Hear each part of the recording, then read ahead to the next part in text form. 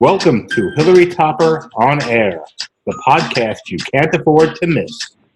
As New York reopens after the COVID-19 pause, we are all focused on being responsible, like wearing masks, staying our distance from each other, and washing our hands more frequently.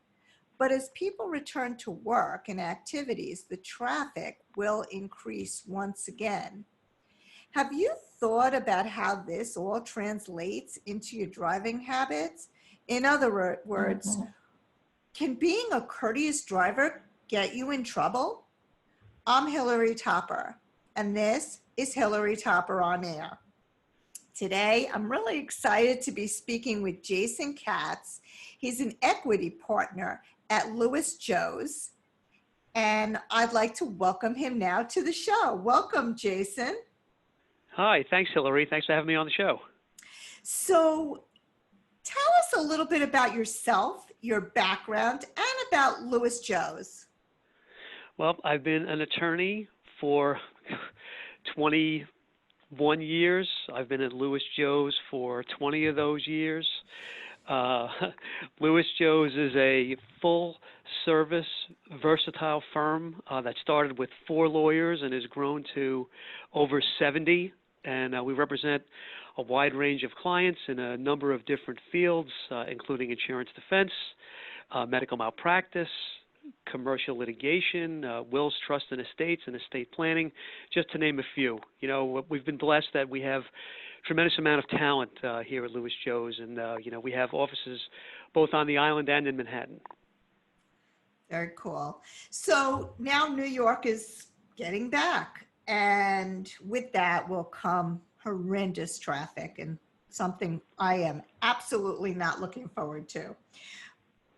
What do you mean by being a courteous driver? Can you talk a little bit about that?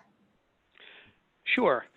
I think that virtually everyone who's been behind the wheel or on a bike or a pedestrian, even a runner, has been faced with this type of scenario. You approach an intersection simultaneously with another driver. And each driver rolls a bit as this little mini game of chicken starts to unfold to see who is going to yield the right of way or allow someone to go. You know, with each driver looking for some sign that he or she is good to go. You know, and by that I mean a nod of the head or a wave of the hand, anything that says that it's okay.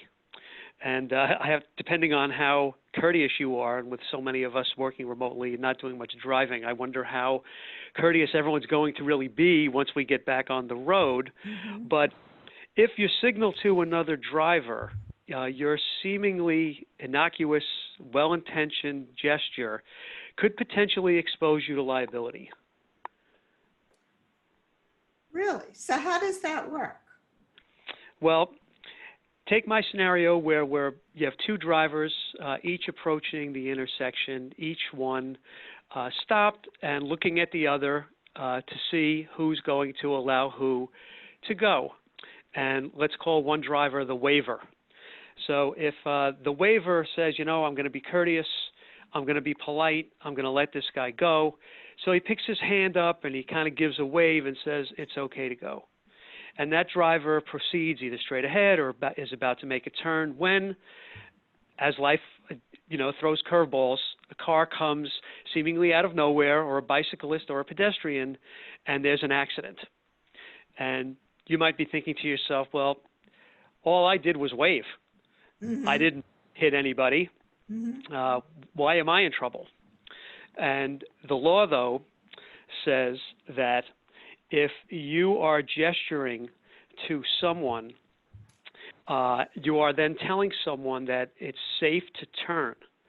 And when you do that, when you choose to gratuitously signal to that other person, telling them that it's safe, you are assuming a duty, I should say, that it's safe to proceed.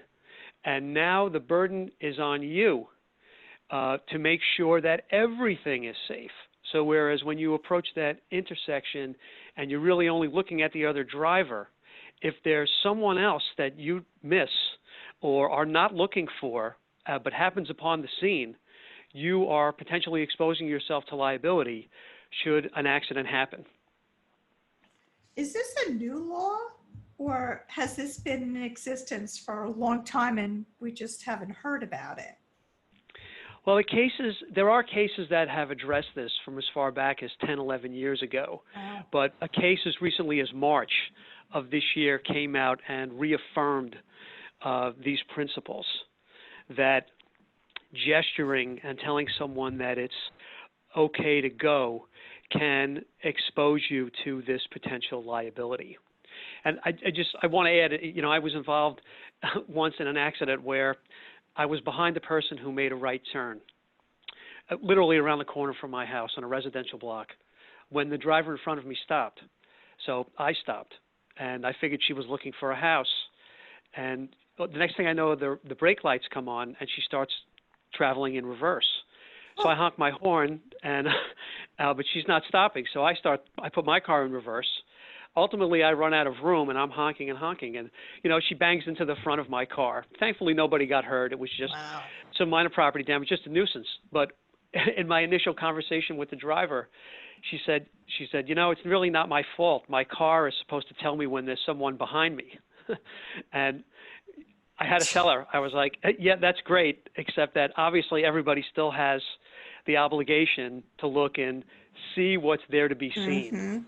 So even though you're being polite and gesturing and you're not the one that was actually in the accident in terms of hitting someone, you're still, it's not a terrible place to be because the other driver obviously has to see what's there to be seen, but it can definitely put you in a case you don't want to be in. So what should a person do in that situation? Should you just be aggressive and just drive, or how do you handle that? It is somewhat counterintuitive, because I know that when I was teaching my kids how to drive, and when you have relatively inexperienced drivers, I know I would be slamming on my fake brake when my 16-year-old with his permit would approach these intersections, I still hear it in my head telling him, it's okay, let that person go. And he would nod and let that person go.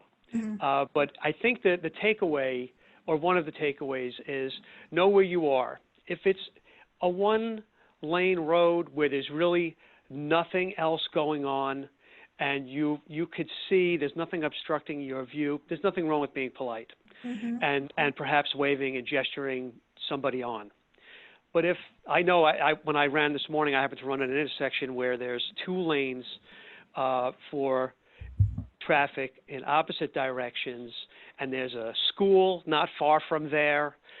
Those are the types of intersections and places where if you are going to wave, you really have to go the extra mile to make sure that there's nobody around, whether it's a bicyclist, a jogger, or a pedestrian. Interesting. All right, before we move on, I just want to take a minute out to thank our sponsors. Please support our sponsors and tell them that you heard about them on Hillary Topper on Air. Special thanks to the Russo Law Group, Live It Up with Donna Drake, The Profit Express, Pop International Galleries, and Fortune Fine Jewelry. So back to you, Jason. We're talking about if courtesy driving or being a polite driver on the road can get you in trouble. Can you tell us again what the law says about drivers gesturing to each other? Sure. If a driver is going to signal or gesture gratuitously, he's sending a signal that it's safe to turn or it's safe to proceed. And once a driver chooses to do that, to tell another driver that it's safe to go, you are assuming a duty that it is. And you are assuming a duty, and you are essentially telling that person that it's safe. Because the issue is ultimately going to become, did you place someone in a more vulnerable position than they would have been had you done nothing? So you Interesting. really have to make sure that if you're going to do that, the first rule is do no harm.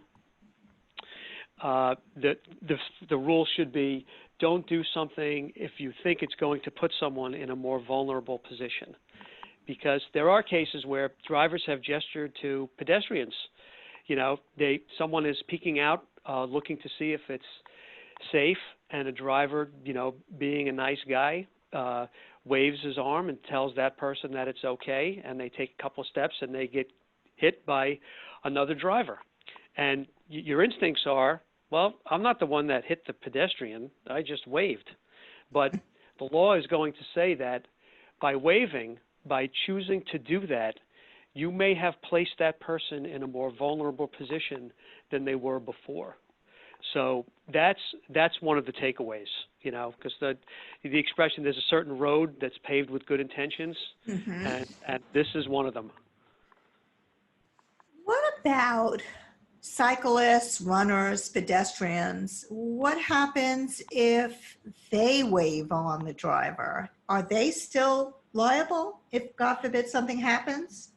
That's a really good question. As a runner myself and someone who also enjoys biking, I looked for those types of cases. And although I couldn't find anything specifically on point, I can't help but think that if the law is going to impose a duty and a burden on a driver who waves, they're going to impose that same duty and a burden on a jogger or on a biker who waves. So again, the takeaway is know where you are, see if you can make sure that if you are going to wave someone on, that it's, if not desolate, but at least there's nobody around who might be subjected to being injured in some way, shape, or form. Because as anyone who's ever driven knows or has seen, curveballs happen all the time, where you never think that someone's going to do what they do, and they do it. Yeah, that is so right. I want to talk a little bit about your running, but before we do that, I want to ask you if you have any good case studies that you could share with us. In terms of cases themselves? Mm-hmm. Sure. There's a recent case called Pittman v. Ball. That was the case that was decided in March of this year. It involved two vehicles at an intersection, one facing north, the other facing south. So they're obviously facing each other. And one of the drivers gestured to the other that it was okay, or that he could go, and believing it was safe, he did. And then, sure enough, a car came seemingly out of nowhere, and the driver that made the turn, not the one who waved, but the one who relied on the wave, was in an accident with that other car. Now, clearly, the liability, the arguments are going to be, like I said, I didn't hit anybody. All I did was wave. But that the courts have said that's not going to be enough to get you dismissed from the case. Wow. So you may be stuck in that case because of what you did. Whereas on the other hand, if the other driver they just work it out, or they wait to be waved on, you would be a witness, but you wouldn't be a party. And no one wants to be a party. Exactly. Well, this really is an eye-opener, and I think I'm going to stop being so courteous as a driver. So talk to me about your running. I love to run. I'm a triathlete, and I love hearing about other runners and cyclists. Can you tell me about some of your adventures? Well, I live here on Long Island, and for I don't know how long. No, I don't know how long I've been a member of the Greater Long Island Running Club, which I think is a terrific club, and I just enjoy running as many of the local races as I can. It's great when people come out. I know right now, unfortunately, we're stuck in sort of a virtual world to do these things. That's the downside. The only plus side is when I went for a run this morning, there were more runners on the road than there were cars. So that's but it's great. Long Island offers so much to see and do, and they have so many unique runs and running opportunities and cycling opportunities. As a triathlete yourself, I'm sure you know all this as well. Oh yeah, totally. And what's your favorite distance? 10K, when I was younger, I enjoyed running the longer distances, but as I'm getting older and more creaky, the shorter distances suit me just fine. Cow Oh, Harbor is one of my favorite runs. I don't know if you're familiar with that one. I've never done that one, but I hear it is amazing. Everybody tells me they love it. Cow Harbor is a lot of fun. I got to give the people of Northport a big thumbs up. It's great when people come out for those things, and they really do. Whether it's offering you water or honking horns or playing the Rocky music, it's a lot of fun. Cool, cool. Well, thank you, Jason, for being on the show. I want people to get in touch with you and learn more about what you do in Louis Joes. Can you provide some contact information? Sure. The full name of the firm is Louis Joes Avalona Villas. You could find us online at our website. My email is jtcatz@louisjoes.com, and Joes is Johs, not Joes. But my bio is listed on the website, and like I said, we have a very versatile firm that handles a number of different types of cases and a broad spectrum of clients. And one of my favorite expressions is it doesn't cost anything to have a conversation. So if any of your listeners ever want to reach out, I encourage them to do so. And if I were going to leave them with anything, it's to just be safe when driving. Adhere to the rules of the road, obviously. And if you're going to wave anybody, to be a nice, courteous, polite driver, just do so, making sure that as safely as possible. With cars now telling you when there are cars next to you and beeping and coming up with lights, sometimes people don't or fail to use their own senses and look and see what's there to be seen. So that's what I would tell people to do. Thank you, Jason. This was really an eye-opener, and I appreciate you being on the show. I also want to thank our sponsors, the Russo Law Group, the Profit Express, Live It Up with Donna Drake, Pop International Galleries, and Fortuna Fine Jewelry. And last but not least, I want to thank all of you for listening and tuning in each week. If you want more information on this show or any other show, you can visit our website at hillarytopperonair.com, or you can find us on Spotify, iTunes, Google Play, even Amazon Alexa. We're out there and you'll find us. Have a great week and we'll see you next time.